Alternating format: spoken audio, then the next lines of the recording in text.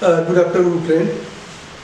आज हम BCom fourth semester में मुद्रा अर्थशास्त्र इस विषय के संदर्भ में साख नियंत्रण इस टॉपिक पर बात करेंगे। जैसे कि वाणिज्यिक बैंक में साख नियंत्रण और केंद्रीय बैंक का महत्वपूर्ण रोल इसमें कैसा होता है, इस पर हम चर्चा करेंगे। केंद्रीय बैंक का सबसे बड़ा महत्वपूर्ण कार्य व्यापारिक बैंकों की साख निर्माण शक्ति को नियंत्रित करना होता है। जिस साख निर्माण शक्ति को नियंत्रित करने के लिए देश में मुद्रास्फीति का नियंत्रित किया जाना बड़ा महत्वपूर्ण होता है। और साख नियंत्रण के माध्यम से केंद्रीय बैंक, रिजर्व बैंक, जिसको हम सेंट्रल बैंक कहते हैं, सेंट्रल बैंक की अर्थव्यवस्था को स्थिर करने का प्रयास बड़ी मात्रा में होना चाहिए, ताकि आर्थिक उच्चावचनों से बचा सके। कमर्शियल बैंक में जो आर्थिक उच्चावचन होते हैं या स्फीति के कारण या ऋण या साख निर्माण अधिक होने के कारण जो बैंक में बुरी अवस्था होती है, उसको नियंत्रित करने का कार्य केंद्रीय बैंक को करना पड़ता है। तो केंद्रीय बैंक की भूमिका अहम होती है, जिस समाज में आर्थिक स्थिरता निर्माण करना और देश का आर्थिक विकास और वृद्धि करना, यह काम होता है। तो प्रोफेसर शॉ कहते हैं कि साख नियंत्रण की केंद्रीय बैंक का बड़ा महत्वपूर्ण कार्य माना जाता है।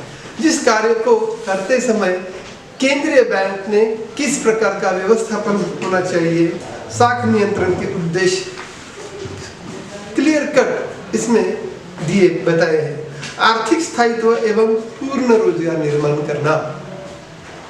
तो मित्रों, आर्थिक स्थायित्व एवं पूर्ण रोजगार निर्माण करना, यह एक बड़ा उद्देश्य केंद्रीय बैंक का या इस बैंक का होता है।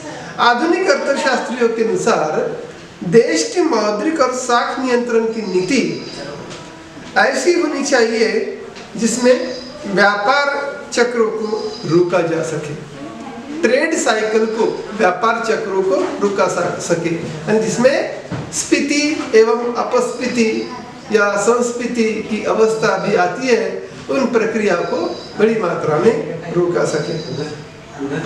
देश में आर्थिक स्थायित्व एवं पूर्ण रोजगार स्थापित किया जा सके, जिसके माध्यम से देश में आर्थिक स्थिरता एवं पूर्ण रोजगार निर्माण किया जा सके।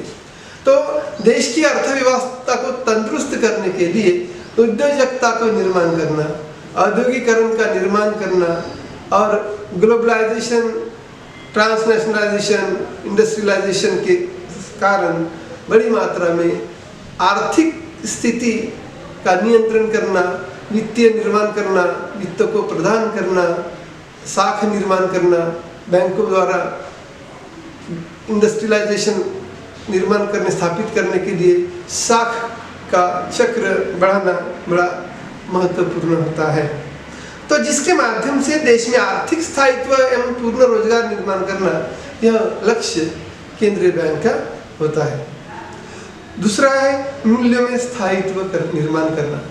मूल्यों में स्थायित्व निर्माण करना, तो यदि साख की मात्रा और देश की व्यापारिक आवश्यकता, इसके बीच उचित समायोजन होते रहता है, तो कीमत स्तर में स्थायित्व बना रहता है।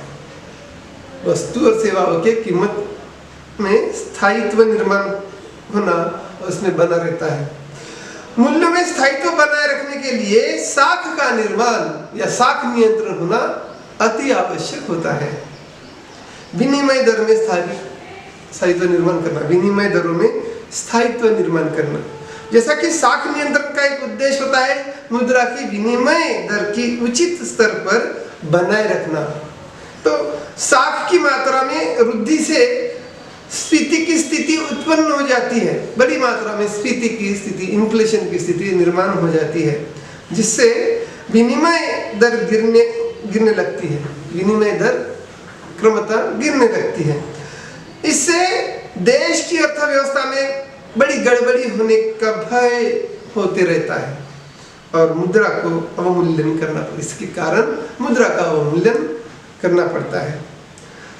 तो आर्थिक विकास, नेक्स्ट है आर्थिक विकास करना। साख नियंत्रण का उद्देश्य है आर्थिक विकास करना। अर्धविकसित देशों में, जैसे भारत जैसे अर्धविकसित देशों में साख नियंत्रण का उद्देश्य आर्थिक विकास को माना जाने लगा है। अर्थात साख का नियंत्रण इस प्रकार किया जाना चाहिए कि देश में आर्थिक विकास के लिए उपयुक्त दशाएं उत्पन्न की जा सके। आर्थिक स्थिति को निर्माण करने के लिए देश में जो सामाजिक स्थिति को सुधार करने के लिए शिक्षा का प्रचार प्रसार करना, उद्योजकता का निर्माण करना, यातायात में सुधार लाना, खेती को सुधार करना, ऐसी कई प्रक्रियाओं को, कई प्रकल्पों को सुधार करने के लिए, आर्थिक विकास करने के लिए बड़ी मात्रा में वित्त या धन की आवश्यकता होती है। तो वित्त या धन की आवश्यकता ऋण की निर्माण के कारण या साख निर्माण के कारण इसका नियंत्रण होना बड़ी जरूरी होता है। तो कौन सा उद्देश्य उसमें अधिक महत्वपूर्ण है, इसके बारे में हम प्रकाश डालेंगे। इस प्रश्न को क्रमतः उठाया जा चुका है कि कौन सा उद्देश्य महत्वपूर्ण है, साख नियंत्रण के लिए कौन सा उद्देश्य महत्वपूर्ण है। तो ये साख नियंत्रण की पर्याप्तता बड़ी मात्रा में होती है, जिससे राजकोषीय नीति का अध्ययन इससे होता है। साख नियंत्रण की विधियां दो भागों में बांटी गई है। साख नियंत्रण की विधियां इस दो भागों में बांटी गई है। इसमें साख नियंत्रण की विधियां संख्यात्मक अथवा परिमाणात्मक विधियां एवं दूसरी विधियां गुणात्मक विधियां। तो संख्यात्मक अथवा परिमाणात्मक विधियां और गुणात्मक विधियां, quantitative methods and qualitative methods, ऐसे दो भागों में साख नियंत्रण बांटा गया है। उसमें साख नियंत्रण संख्यात्मक विधि में इस प्रकार कहते हैं, जैसे बैंक दर अथवा बैंक कटौती दर। एक बैंक दर अथवा बैंक कटौती दर, दूसरा होता है खुले बाजार की क्रियाएं, तीसरा होता है परिवर्तनशील कोषानुपात और चौथा होता है तरल कोषानुपात। इस चार मुद्दों पर संख्यात्मक अथवा परिमाणात्मक विधियां साख नियंत्रण की बतलाई गई है, जिसमें गुणात्मक विधियां भी 5 मुद्दों में बताई गई है। जिसमें पहला मुद्दा है चयनात्मक साख नियंत्रण। गुणात्मक विधियों में, क्वांटिटेटिव मेथड में संख्यात्मक साख नियंत्रण साख का राशनिंग, नैतिक दबाव, प्रचार एवं प्रत्यक्ष कार्यवाही। तो संख्यात्मक एवं परिमाणात्मक विधियां इस रूप से स्पष्ट की जाती है। संख्यात्मक अथवा परिमाणात्मक विधियां के द्वारा साख की मात्रा और उसकी कीमत पर बड़ी मात्रा में नियंत्रण रखा जाता है। ऐसी विधियां में प्रमुख है बैंक दर, खुले बाजार की क्रियाएं, परिवर्तनशील कोषानुपात एवं तरल अनुपात। तो बैंक दर अथवा कसौटी दर, उसको बैंक रेट और डिस्काउंट रेट कहते हैं। तो बैंक दर वह दर है जिस पर केंद्रीय बैंक, जिस पर रिजर्व बैंक, केंद्रीय बैंक, सेंट्रल बैंक व्यापारिक बैंकों को रकम उधार देता है और उनके द्वारा प्रस्तुत प्रथम श्रेणी के बिलों की पुनर्कटौती करता है।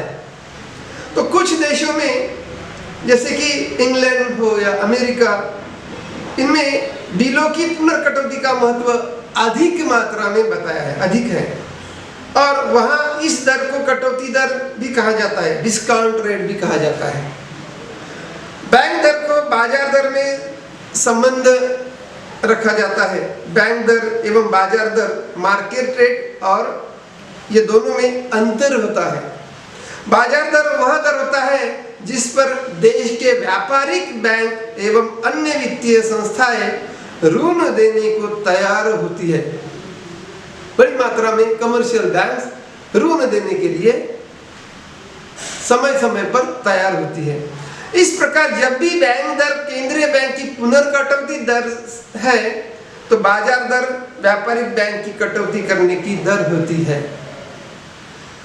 जैसे कि साख का प्रसार एवं संकुचन करना, साख का प्रचार एवं संकुचन करना, तो बैंक दर की विशेषता यह है कि इसके घटने अथवा बढ़ाने का प्रभाव बाजार की ब्याज दरों पर पड़ता है और व्यापारिक बैंक केंद्रीय बैंक से ऋण लेते हैं।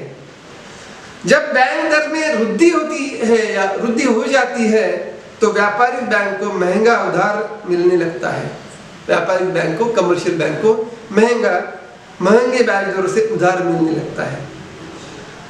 जब बैंकों को महंगा उधार मिलता है तो वे भी अपनी उधार देने की दरें बढ़ा देते हैं, उधार ऋण देने की दरें बढ़ा देते हैं। अंत में बैंक दर के बढ़ने पर बाजार में ऋण की दरें बढ़ जाती है।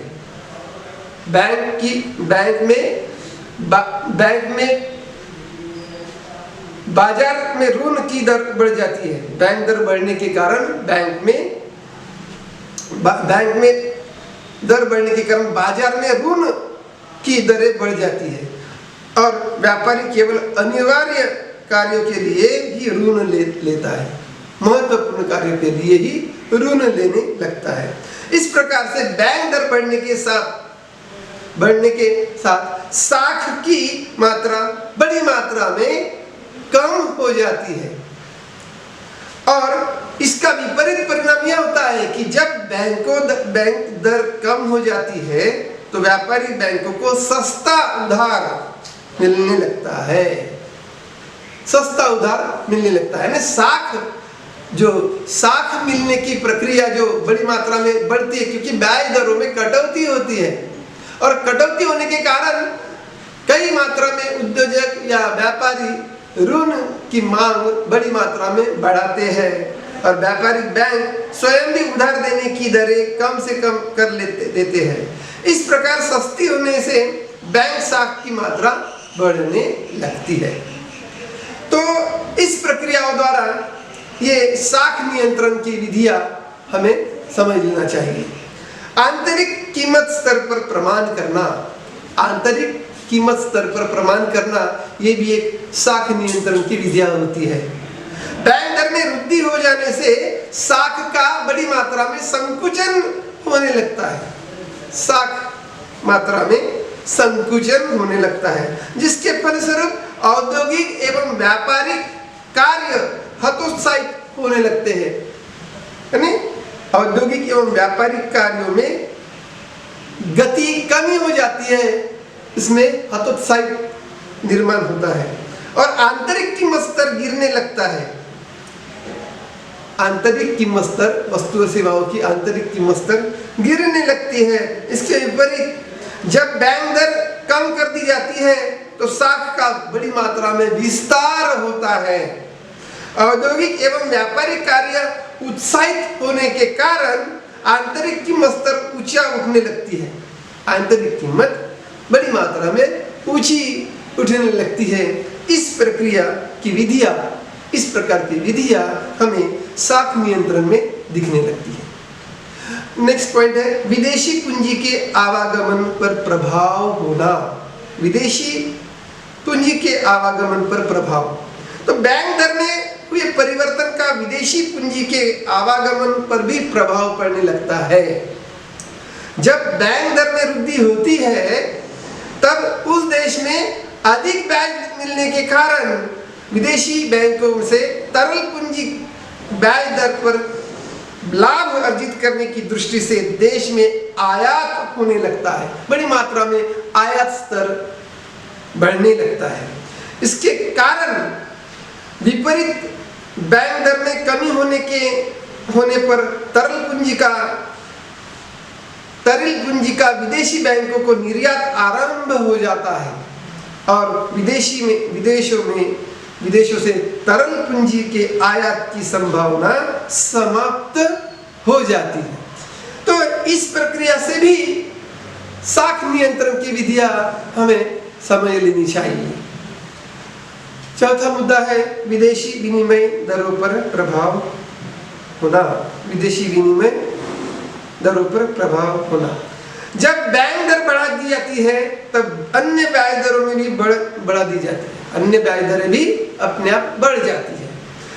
अब देश में विदेशी पूंजी को अधिक ब्याज मिलने लगता है, इसलिए उसका आगमन बढ़ जाता है, इसका आगमन निश्चित तरह से बढ़ जाता है और इसके परिणाम स्वरूप देश का भुगतान शेष, बैलेंस ऑफ पेमेंट सुधर जाता है एवं विनिमय दर देश के अनुकूल हो जाती है।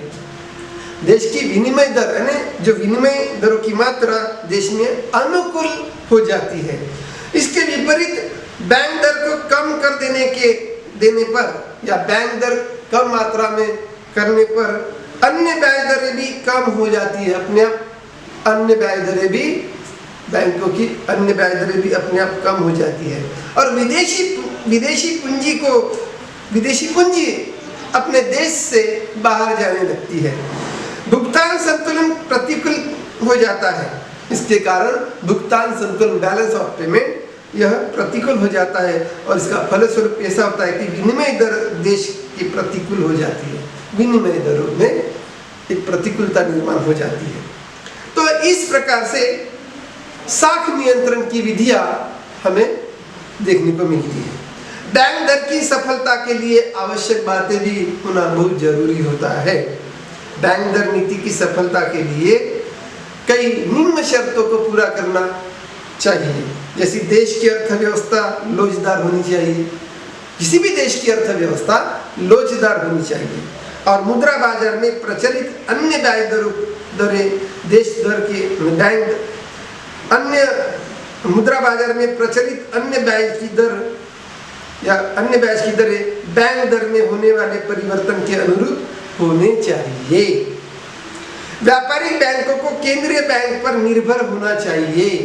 सभी देश की व्यापारिक बैंकों को केंद्रीय बैंक पर, रिजर्व बैंक पर निर्भर होना चाहिए और उद्यमी एवं व्यापारी वर्ग का दृष्टिकोण बैंक दर के अनुकूल होना चाहिए। ये तो हर समय व्यापारियों का दृष्टिकोण अनुकूल होना ही चाहिए, तभी व्यापार व्यवस्था वृद्धिगत होगी। बैंक दर की सीमाएं निम्न प्रकार के मुद्दों से हमें जानकारी मिलती है कि बैंक दर की सीमाएं क्या होती है और इसमें क्यों सफल नहीं होती है। तो साख अथवा मुद्रास्फीति के कारण बैंक दर की सीमाएं हमें कम होने लगती है या बढ़ने लगती है। इसका परिणाम देश के विपरीत स्थिति में बढ़ने लगता है। तो साख अथवा मुद्रास्फीति, जब देश में मुद्रास्फीति के कारण मूल्य बढ़ जाता है तो व्यापारी तथा उद्योगपतियों को बहुत बड़े पैमाने में लाभ होने लगता है, बड़े पैमाने में लाभ होने लगता है। ऐसी स्थिति में वे कुछ ऊंचा दर भी देने को तैयार रह जाते हैं और अंत में बैंक दर में वृद्धि का विशेष प्रभाव नहीं पड़ता है। इसके कारण बैंक दर में वृद्धि का विशेष प्रभाव नहीं होता है।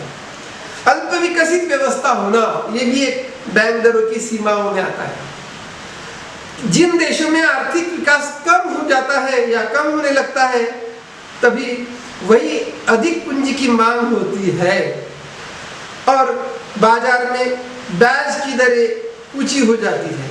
इसलिए ब्याज की दरों पर बैंक दर का प्रभाव साधारण ही पड़ता है। इसमें बैंक दरों में सर्वसाधारण प्रभाव होता है। बैंकों के पास उपलब्ध कोषों की मात्रा, बैंकों के पास उपलब्ध कोषों की मात्रा, ये भी एक बैंक दरों की सीमा दिखाई देती है।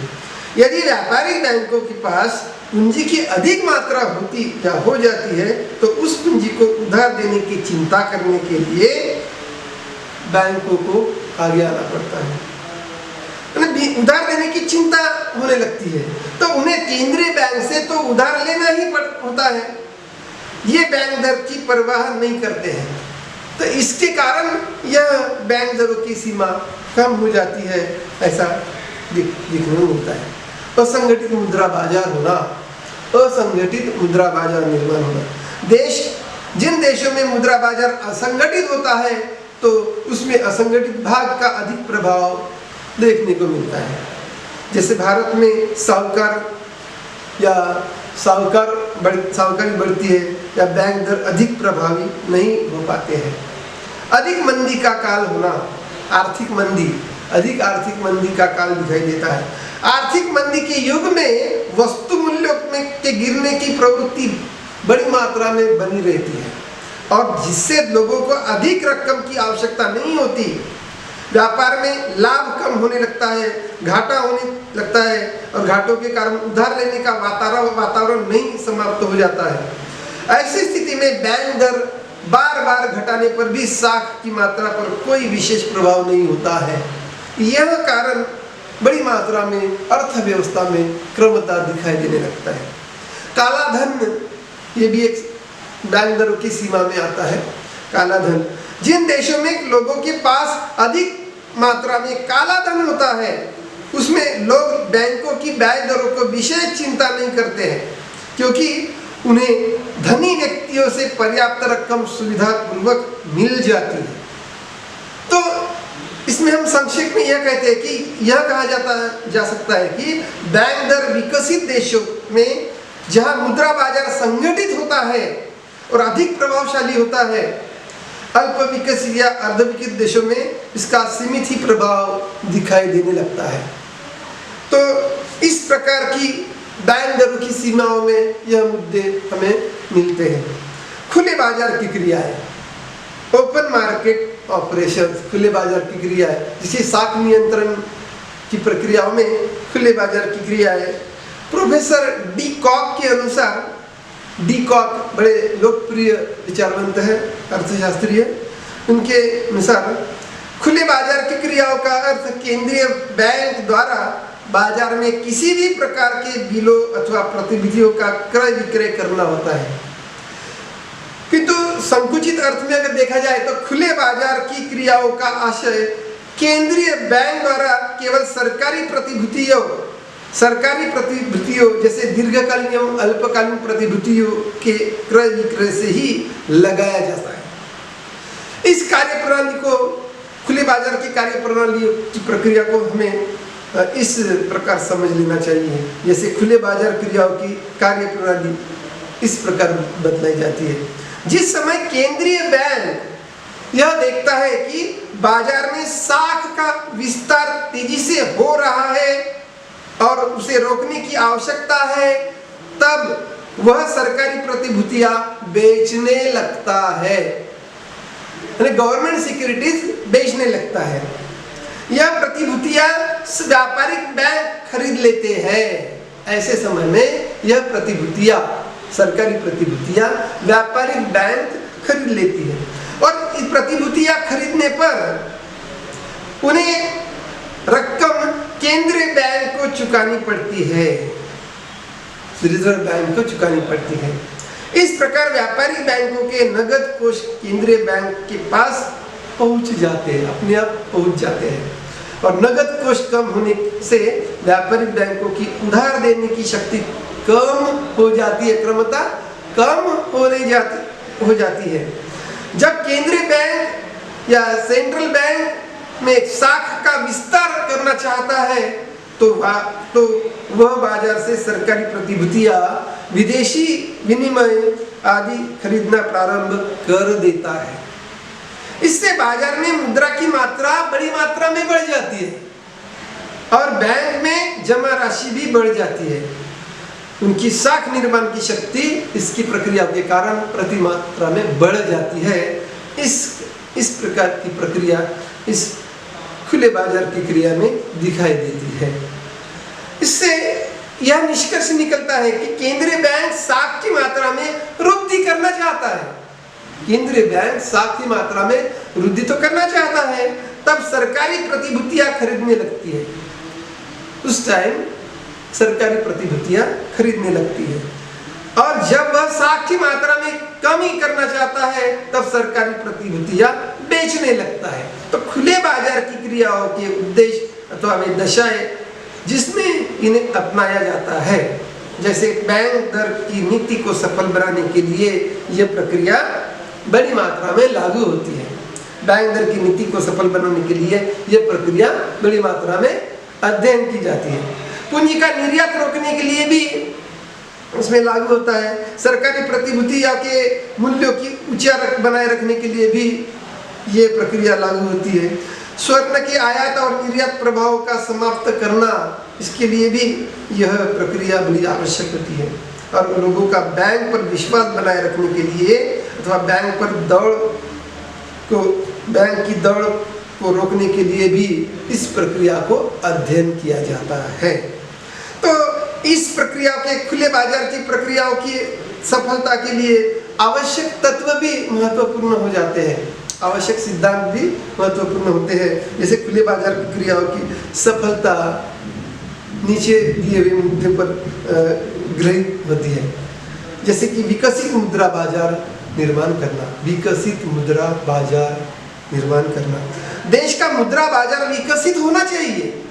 किसी भी देश का मुद्रा बाजार विकसित होना चाहिए जिसमें विभिन्न प्रकार की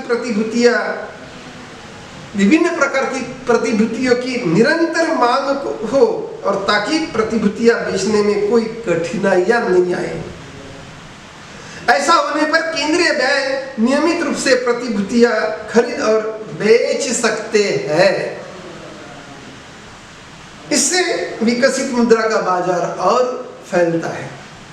स्कंद विनिमय बाजार करना, स्कंद विनिमय बाजार देश में अच्छे स्टॉक एक्सचेंज निर्माण करने के लिए या स्कंद विनिमय बाजार निर्माण होने चाहिए, या स्टॉक एक्सचेंज बड़ी मात्रा में इस्टेब्लिश होने चाहिए जिसमें अंश, ऋण पत्र तथा दीर्घकालीन सरकारी प्रतिभूतियां में लेन देन होता है।